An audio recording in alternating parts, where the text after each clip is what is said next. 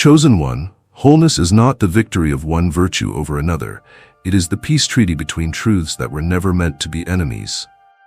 In you, contradictions are blessed, which is to say healed into harmony.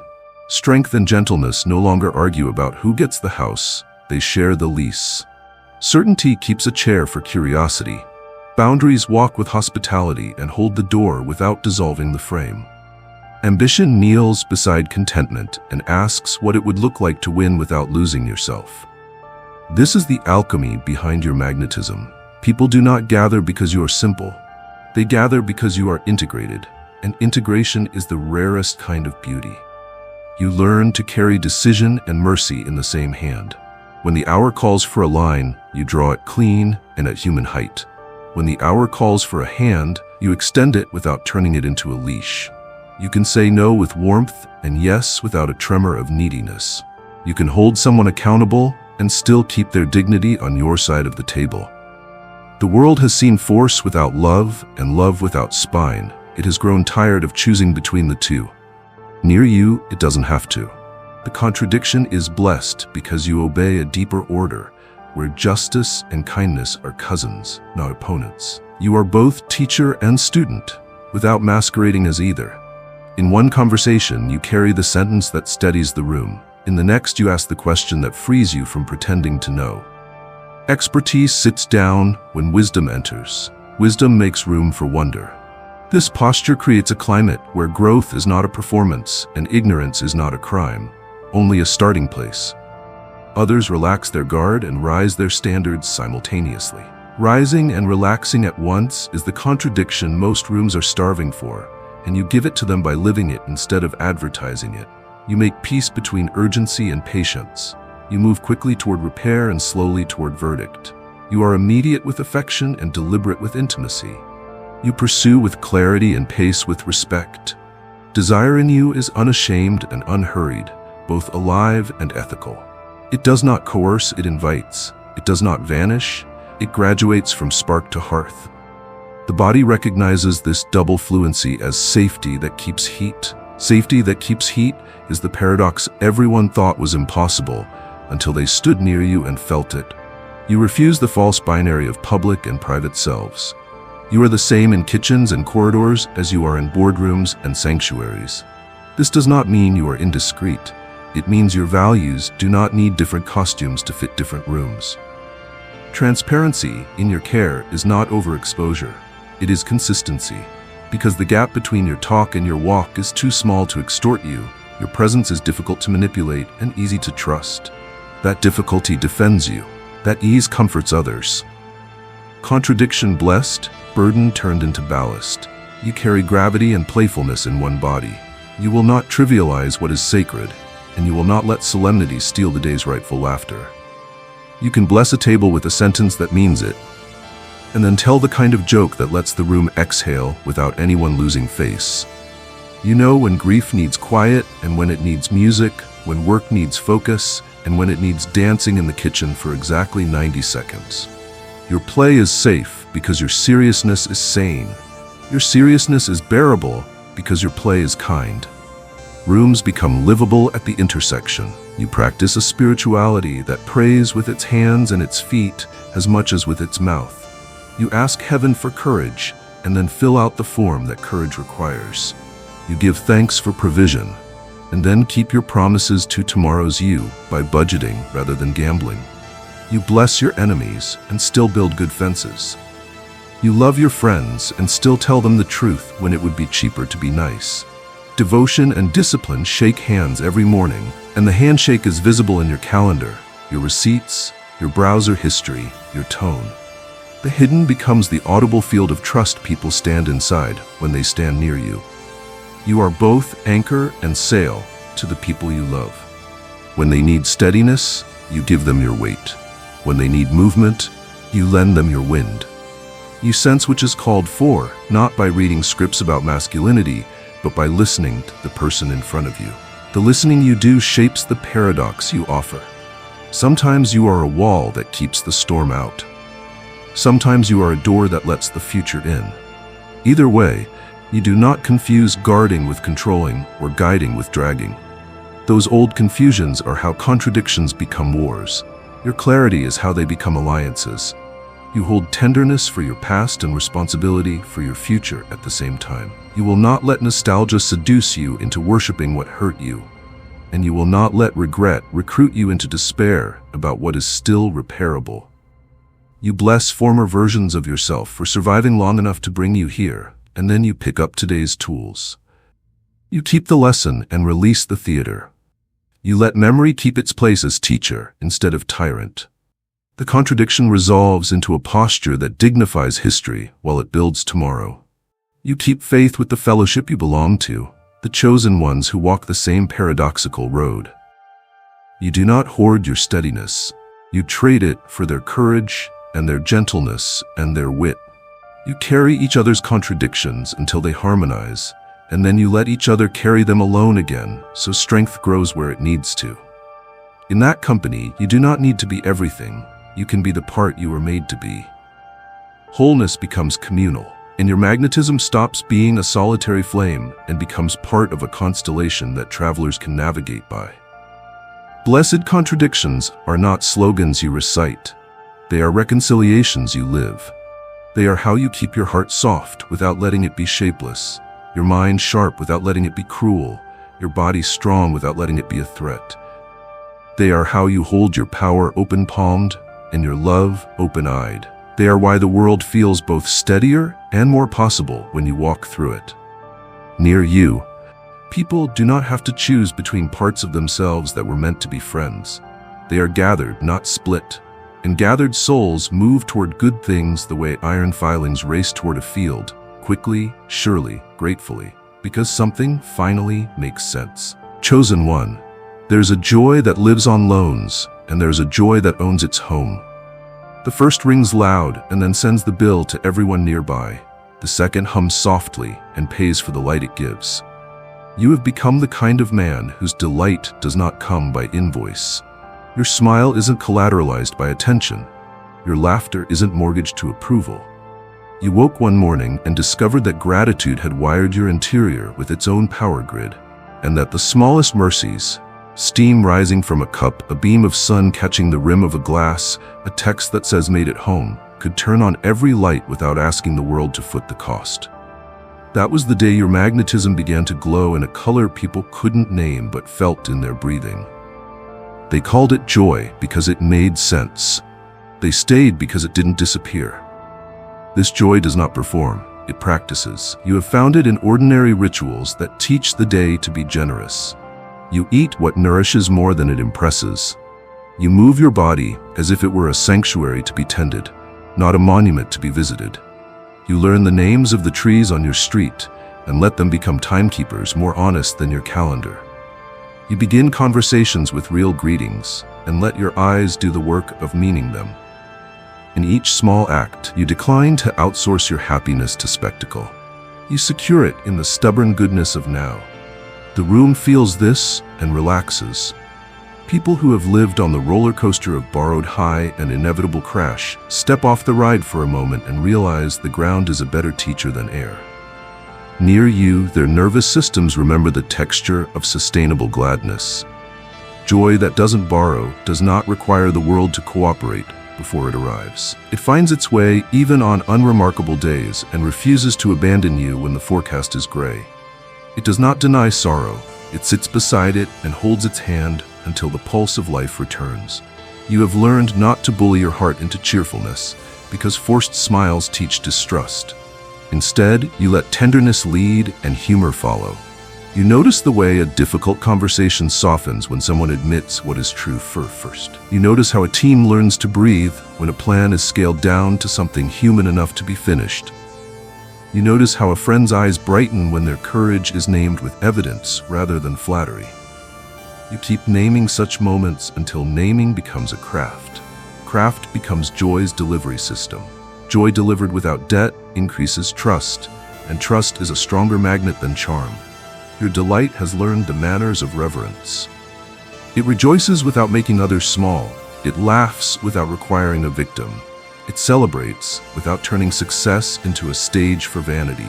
When you raise a glass, You remember the hands that made the moment possible before the names that want to be applauded.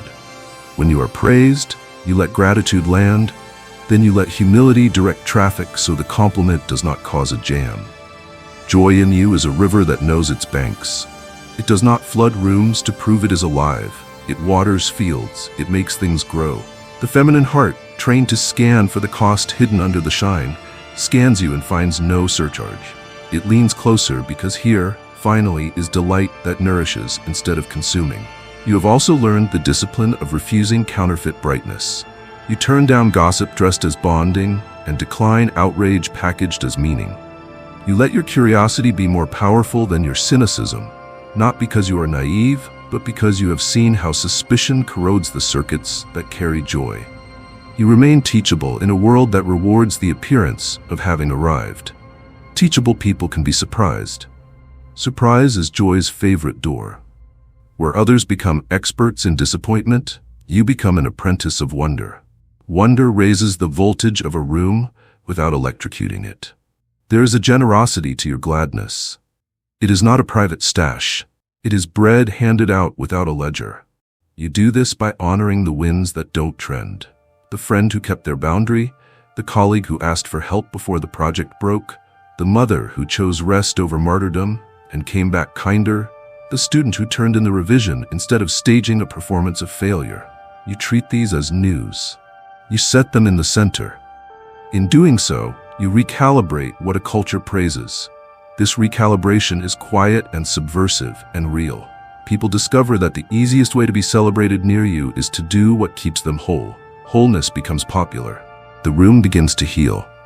Your joy is not allergic to seriousness. It can walk into a hospital and keep its voice low, not because it is frightened, but because it respects weight.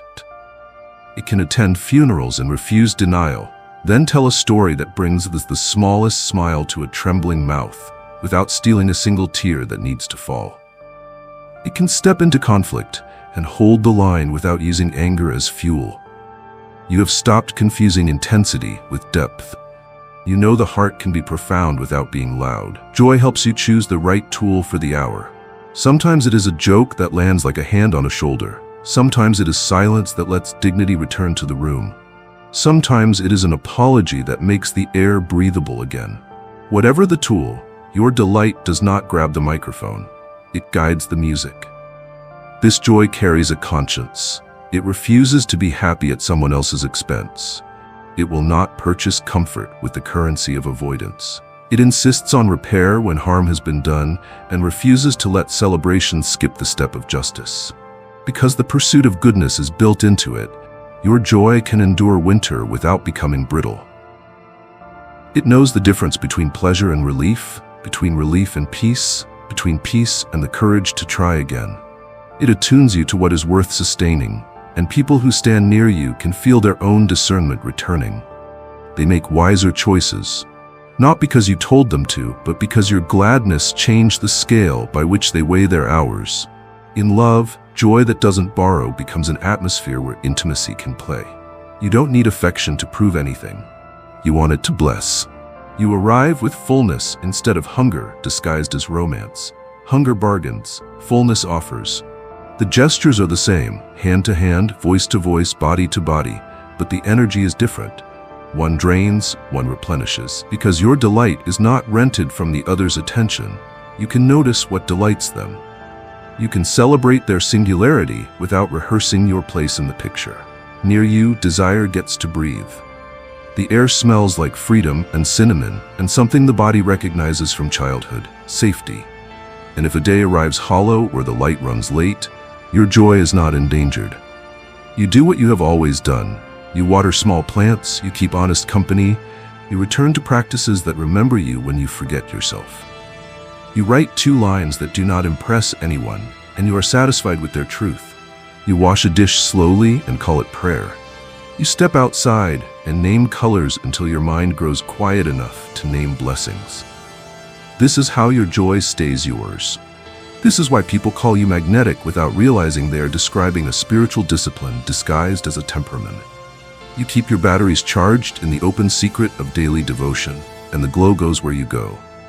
Chosen one, passion that has never learned its purpose, is a wildfire looking for wind. It crackles, it dazzles, it devours, and in the morning there is little left that can shelter life. You have chosen another flame. You have chosen clean fire. Clean fire cooks.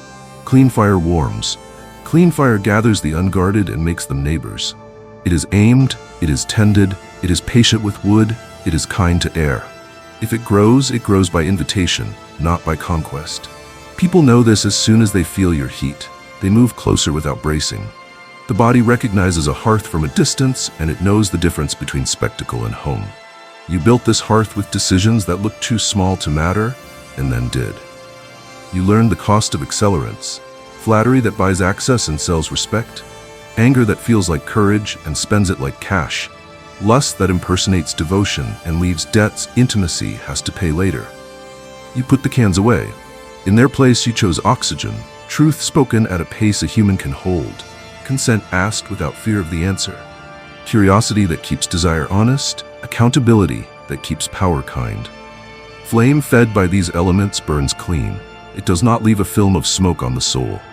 Those who have lived in houses where every celebration required a week of airing out step inside your rooms and feel, for the first time in a while, that they won't have to wash the smell of someone else's frenzy from their hair. Clean fire begins in the chamber of attention. Where you point your gaze is where you place your kindling. You no longer stack wood around what steals your time and then complain about smoke. You watch for what is worthy. You build flames around what lasts, a vocation that serves more than your reflection, a friendship that corrects you without withdrawing love, a community that shares the work instead of applauding the few, a body that remembers joy when it moves, a spirit that betrays neither truth nor tenderness to be admired. The heat that rises from such piles is honest. It invites participation. It does not need a spotlight to convince the room the fire is real. Because your fire is clean, it can be shaped. You have learned to bank coals for later, to widen the circle when the night grows cold, to lower the flame when the stew needs time to become itself. You can be fierce without being indiscriminate. When harm appears, your heat confronts it directly and then cools as soon as safety returns. When opportunity knocks, your heat rises to meet it and then steadies, so craft can do what charisma cannot. You refuse to burn hot just to look alive. You would rather burn right and keep the village fed. People feel this sanity in your temperature. They stop mistaking adrenaline for aliveness and begin to trust a steadier pulse. Your anger, when it comes, has been through the filter of love. It will not scorch what is innocent to reach what is guilty. It will not delight in ruin. It will not confuse revenge with repair. You aim it like a blacksmith, not a boy with matches. It strikes where shape is needed and then returns the hammer to its hook. The magnetism of such fury is not the thrill of a blaze, but the relief of justice done cleanly. Women who have been singed by men who confuse volatility with passion stand near your heat and do not flinch. They watch you say no with a voice that protects the door instead of trying to own it. They watch you say yes with a cadence that leaves dignity standing. They watch you step back from the edge when pride would rather leap, and they file the move away in the drawer marked safe. You tend the old covenant between fire and story. Around your warmth, people speak their names without apologizing for them. They tell the truth about the long winter and the small spring, about the mistakes that taught better than victories, about the grief that refuses to disappear, but has agreed to sit quietly when company comes. You do not rush their telling by turning their chapter into your content. You listen until the edges of their tale are no longer jagged. Then you add a story that feeds rather than competes, a piece of bread from your own oven, still hot. Conversations like these change the temperature of a life. Clean fire is social. It is how communities remember courage together. In desire, your flame follows the same vows. You do not confuse hunger with license. You ask, you wait, you witness, you delight, you adjust. You let admiration arrive as blessing before it asks for anything else. Your touch is a sentence with grammar and consent, not a spark thrown into dry grass. Because you refuse to use heat to bend will, warmth becomes abundant. The body, so often taught to prepare for extraction, learns to exhale. When the answer is no, Your flame does not sulk or threaten to go elsewhere. It returns to the hearth and keeps the room generous. When the answer is yes, your flame does not seize the house. It invites the dance that heat and safety always wanted to learn together. This is why people call your presence rare. The temperature rises without the alarms. Clean fire does practical work. It boils the water needed to soften hardened places. It warms the tools of craft so that metal can be shaped into hinges and not into chains. It dries gloves by the door so the next day can be kinder to the hands. You write the email that clears confusion rather than feeding drama. You return the call that your pride hoped to dodge and turn a tangle into steps. You send the recipe, the article, the verse, the joke at the right time for the right soul. None of this looks like flame until someone adds up how many nights became bearable because you refuse to let the dark be in charge. You respect fuel. You sleep without apology so that tomorrow's fire has wood. You decline the invitation that would make you impressive and empty. You rest your voice so it can be tender again. You eat before you are starving, so rage cannot pretend to be hunger. You step outside often enough that wind and sky can tell you what size you are and what kind of weather you carry. This humility is not dampening, it is draft. Draft is how fires breathe. Fires that breathe do not beg for oxygen with chaos, they draw it with poise. You have a way of leaving around your hearth the tools others need to build their own. You show the trick of lighting with one match in a damp morning. You explain the difference between smoke that means add wood and smoke that means open the flue. You offer your fire freely and do not require anyone to return to you to feel warm again. People sense this unpossessive heat and trust it.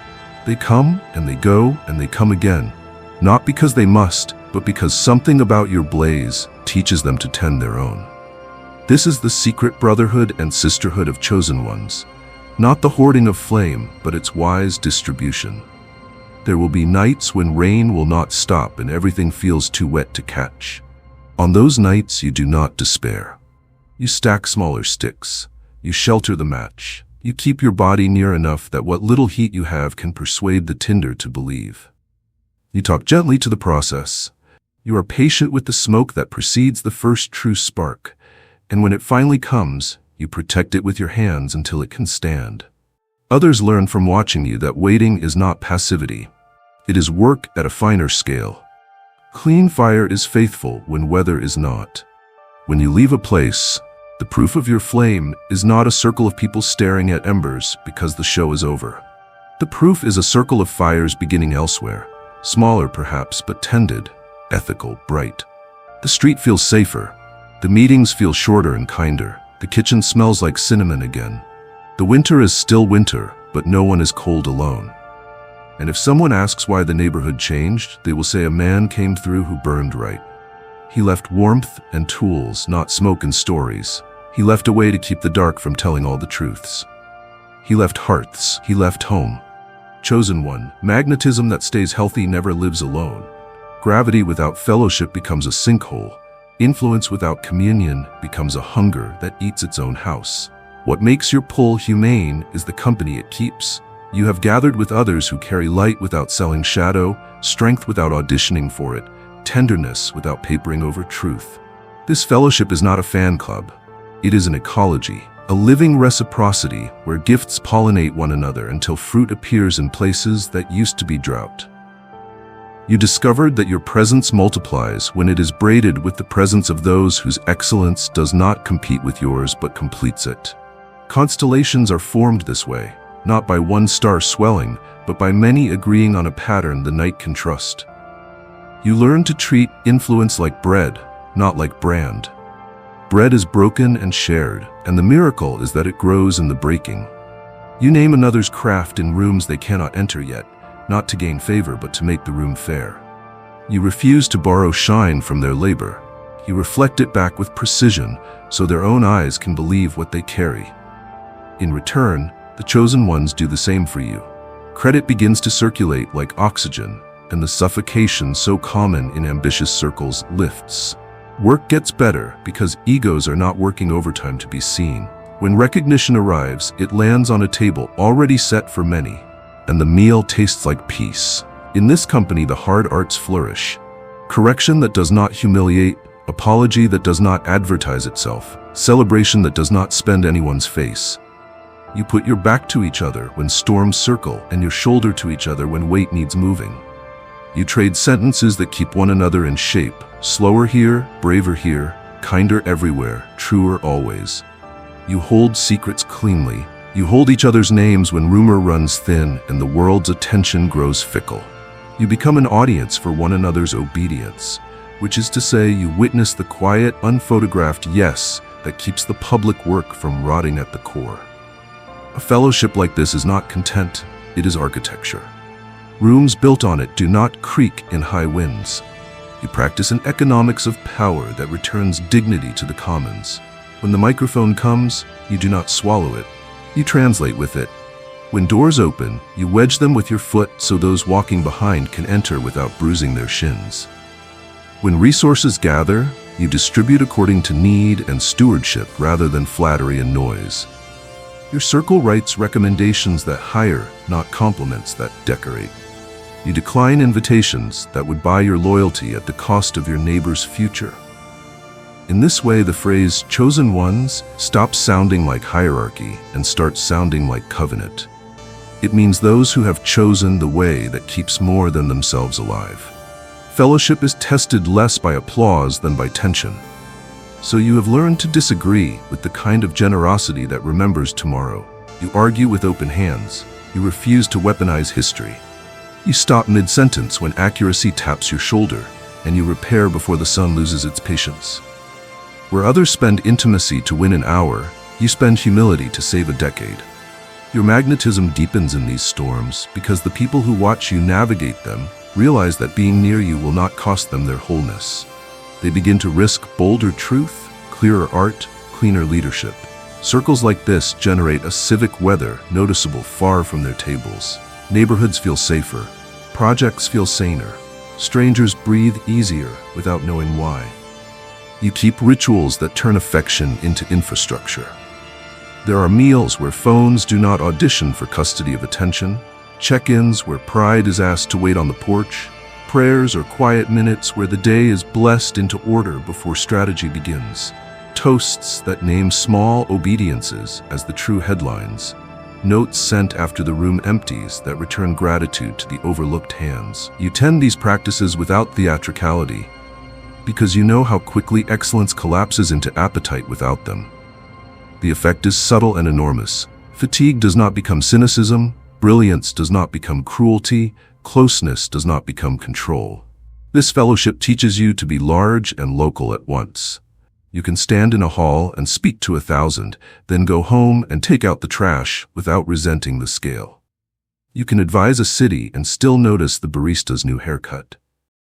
You can carry a vision that arcs over years and still keep the appointment with the friend whose courage needs an hour of honest listening. Your companions keep you bilingual in grandeur and tenderness. They do not let you shrink to fit a room, and they do not let you puff to fill it. They ask you to be the size of your soul. The feminine heart recognizes this calibration immediately. It knows that men become dangerous when they isolate, and luminous when they join a choir that sings something truer than any solo could hold. Do not mistake this fellowship for ease. It is labor to remain in covenant through the churn of seasons and the lure of spectacle. But the work changes the workers. You become the kind of man who can be trusted with momentum because you no longer think momentum is yours. You become the kind of friend who can sit in another's spotlight without needing to audition for it. You become the kind of leader who can leave the room and return to find it thriving because you taught it to trust the pattern more than the personality. That is the secret inheritance of the chosen ones, a way of being together that outlives the moments that made it necessary. Hold the circle open. Let new hands learn the tools. Let old hands rest without being forgotten. Keep trading courage and gentleness until they are indistinguishable. Keep building constellations instead of pedestals. And when someone asks what makes you so magnetic, let them see the answer in the faces around your table, where your name is not larger than anyone else's, and the light is shared, and the warmth and the work. Chosen one, the world is full of sparks, bright, brief, addictive. Fireworks draw a shout from the throat and then leave the dark exactly as it was. Forecasts are quieter. They do not shock, they steady. When people say you have become the most magnetic man around them, what they mean, if they could say it, is that your life has become weather they can plan by. You are not spectacle. You are season. You do not make promises with flares. You keep them with patterns. The lights you kindle are still burning when morning forgets to be gentle, and that is why eyes turn toward you when the sky looks undecided. A forecast is made of observation, devotion, and the humility to be specific.